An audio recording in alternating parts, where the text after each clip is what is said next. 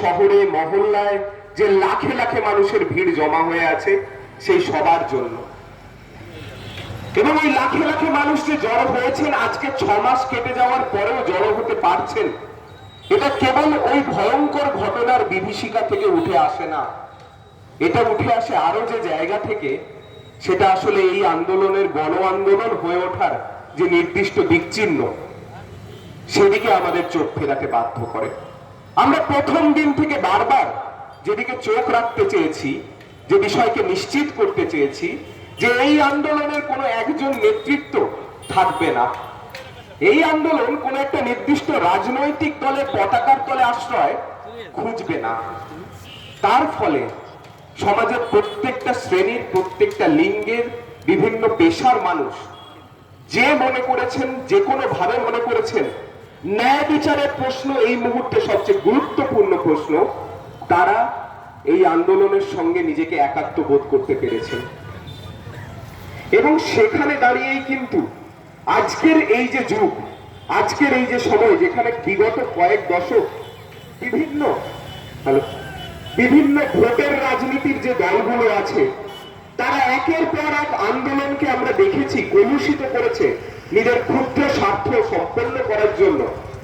সেখানে দাঁড়িয়ে এই যে আন্দোলন, এই আন্দোলন এতদিন পরেও ক্ষমতার আকচাকচিতে নেমে যায়নি, বিভিন্ন রাজনৈতিক নেতার কাদা ছোড়াছড়িতে পর্যবেসিত হয়নি, বরং সমস্ত রাজনৈতিক দল এখনো নিজেদের সর্বশক্তি ব্যয় করে কাদা ছুটছে এই আন্দোলনের প্রতি, যে আন্দোলনে লাখে লাখে কোটি কোটি মানুষ রাস্তায় নেমেছেন। সেখানে দাঁড়িয়ে আসলে এই আন্দোলনের সাফল্য।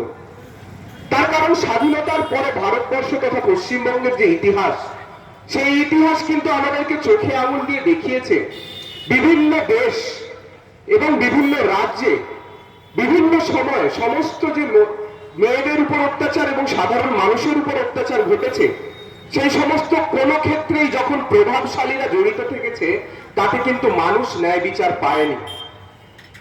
তার কারণ যারা ক্ষমতায় থেকেছে তারা একসময় মানুষের ভাষা ভুলে গিয়ে ক্ষমতার ভাষা, ঔদ্ধত্যের ভাষাকে নিজেদের ভাষা বলে চিনে নিয়েছে। এবং সেখান থেকে মানুষের সঙ্গে তাদের যে দূরত্ব তৈরি হয়েছে, সেই দূরত্বের কারণেই তারা এই সমস্ত দুর্বৃত্ত প্রভাবশালীকেই নিজেদের কাছের মানুষ, পাশের মানুষ বলে ভাবতে ব্যস্ত হয়েছে। আজকে আমরা টিভি খুললে সন্দীপ ঘোষের নাম শুনি, আজকে আমরা টিভি খুললে অভিজিৎ মন্ডলের নাম শুনি, কলকাতা পুলিশের সিপি বিনীত গোয়েলের নাম শুনি। এরা কি আসলে এক একজন মানুষ? না, এরা একজন মানুষ নয়। আসলে এই যে সমাজ, এই যে সমাজের সবচেয়ে ক্ষুদ্রতম কিন্তু সবচেয়ে ক্ষমতাশালী যে অংশটা, যারা অন্যায়ভাবে মানুষকে অত্যাচার করে, যারা অন্যায়ভাবে মানুষকে ন্যায় বিচার পেতে দেয় না, সেই সমস্ত মানুষগুলো তাদের এই অন্যায়ের রাজত্ব যাতে চলতে থাকে, সেই কারণে এই জাতীয় কিছু দুর্বৃত্তের মাস প্রোডাকশনের একটা কোম্পানি চালায়। সেই কোম্পানি বিভিন্ন যুগে বিভিন্ন সময়ে প্রচুর দুর্বৃত্তকে জায়গা করে দিয়েছে। এবং আপনারাও তাদেরকে দেখেছেন বাড়ির আশেপাশে, কলেজের প্রিন্সিপাল হিসেবে, স্কুলের প্রিন্সিপাল হিসেবে, পৌরসভার প্রভাবশালী মানুষ হিসেবে, অফিসের বিভিন্ন গুরুত্বপূর্ণ পদে বসে থাকা মানুষ হিসেবে তারা আপনাদের উপর অত্যাচার চালিয়েছে, তারা আপনাদেরকে ন্যায় বিচার পেতে দেয়নি।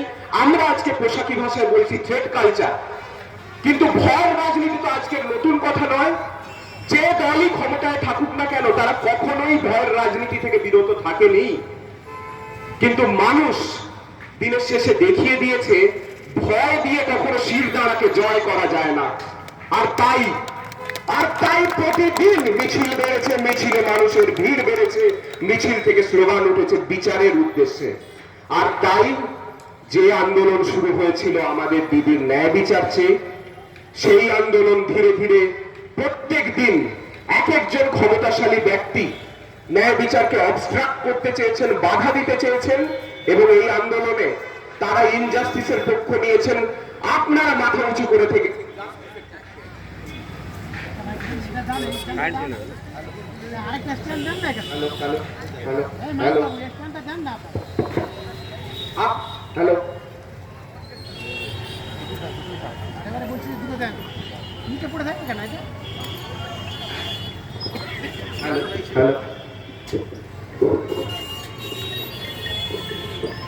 হ্যালো প্রথম দিন যে আন্দোলন শুরু হয়েছিল আমাদের দিদির ন্যায় বিচার চেয়ে, তখন কিন্তু আমরা কেউ ভাবিনি কলকাতা পুলিশের বিরুদ্ধে গলা তুলতে হবে, স্বাস্থ্য প্রশাসনের বিরুদ্ধে গলা তুলতে হবে, সিবিআই এর বিরুদ্ধে গলা তুলতে হবে, এসব কিচ্ছু আমরা ভাবিনি। আমাদের গলা তুলতে হতো না যদি একটা ভয়ঙ্কর অত্যাচারের ঘটনার স্বাভাবিক যে বিচার পদ্ধতি, সেই বিচার পদ্ধতিকে আমরা চালু থাকতে দেখতাম। ন্যাচারাল জাস্টিসের যে প্রক্রিয়া, সেই প্রক্রিয়াকে যদি বিভিন্ন স্তর থেকে অবস্ট্রাক্টেড হতে আমরা না দেখতাম, তাহলে কিন্তু আজকে এই পথে আমাদের নামতে হতো না। আজকে দাঁড়িয়ে আমরা যদি পেছন ফিরে দেখি, তাহলে আমরা কি দেখতে পাবো? আমরা দেখতে পাবো কলকাতা পুলিশ প্রথম 7 দিন ধরে যে তদন্ত প্রক্রিয়া চালিয়েছে, সেখানে তারা সমস্ত রকম তথ্য প্রমাণকে লোপাট করার সর্বোচ্চ চেষ্টা চালিয়েছে। আমরা কি দেখতে পাবো? আমরা দেখতে পাবো স্বাস্থ্য প্রশাসনের পক্ষ থেকে যার বিরুদ্ধে ভুরি ভুরি অভিযোগ, যাদের বিরুদ্ধে ভুরি ভুরি অভিযোগ, যারা আসলে আরজি করের বুকে অভয়ার ঘটনাকে ঘটতে দিয়েছে, সেই সন্দীপ ঘোষ এবং তার গ্যাং, তাদের বিরুদ্ধে এত অভিযোগ থাকা সত্ত্বেও দিনের পর দিন তাদের মাথায় মায়া মমতার হাত থেকেছে এবং তারা একের পর এক কলেজে নিজের দৌরাত্ম্য চালিয়ে গিয়েছে, কখনো নর্থ বেঙ্গল লবি, কখনো সাউথ বেঙ্গল লবির নাম দিয়ে। আজকে যদি আমরা পেছন ফিরে দেখি সিবিআই এর কি ভূমিকা, তাহলে আমরা কি দেখতে পাবো? আমরা দেখতে পাবো যেখানে বাংলার প্রত্যেকটা মানুষ জেনে গেছেন যে একা সঞ্জয় রায়কে বাঁচানোর জন্য কখনো সারা বাংলার সমস্ত স্বাস্থ্য ও পুলিশ প্রশাসন মিলে এই ঘটনার তথ্য প্রমাণ লোপাট করতে পারে না। সেখানে সিবিআই বারবার বলছে যে একা সঞ্জয় রায় নাকি দোষী। তারা দুজন প্রভাবশালী ব্যক্তিকে গ্রেফতার করলো, সন্দীপ ঘোষ এবং অভিজিৎ মন্ডল, কিন্তু তাদের বিরুদ্ধে কি তারা চার্জশিট জমা দিতে পারলো না। আজকে ওই মানুষগুলো যারা খুন এবং ধর্ষণের ঘটনায় সাহস জোগানোর মতো ঘৃণ্য অপরাধে জড়িত, তারা আজকে সিবিআই এর দুর্নীতির জন্য খোলা মাঠে খোলা রাস্তায় ঘুরে বেড়াচ্ছে। ভাবুন তো, আমার আপনার বাড়ির মেয়েরা কখনো সুরক্ষিত থাকবে এই সিস্টেমের মধ্যে যেখানে সন্দীপ ঘোষ, অভিজিৎ মন্ডলরা খোলা ঘুরে বেড়ায়? এমনকি আমরা যদি দেশের মহামান্য সুপ্রিম কোর্টের ভূমিকা দেখি, সেখানেও আমরা কি দেখতে পাবো? যখন আন্দোলন তীব্রতম পজিশনে ছিল, সেখানে তিনি সুমত এই মামলা গ্রহণ করলেন এবং গ্রহণ করার পর সেখানে ন্যায় বিচার নিয়ে কথা হচ্ছিল না, সেখানে কথা হচ্ছিল টাইম লাইন নিয়ে, সেখানে কথা হচ্ছিল দুর্নীতি নিয়ে। কেবল দুর্নীতি রোধ করার জন্য কি এত মানুষ চেঁচিয়ে উঠেছিলেন? কেবল টাইম লাইন প্রতিষ্ঠা করার জন্য কি এত মানুষ কেঁদেছেন? তা তো নয়। তাহলে আজকে দাঁড়িয়ে যখন এরা সবাই আমাদের এই আন্দোলনের যে দাবি, সেই দাবির বিপক্ষে গিয়ে দাঁড়াচ্ছেন, এরা সবাই আজকে গিয়ে যখন ইনজাস্টিসের পথে দাঁড়াচ্ছেন, তখন কিন্তু আপনারাই আসলে এই বাংলার ভবিষ্যতের জন্য ভরসা।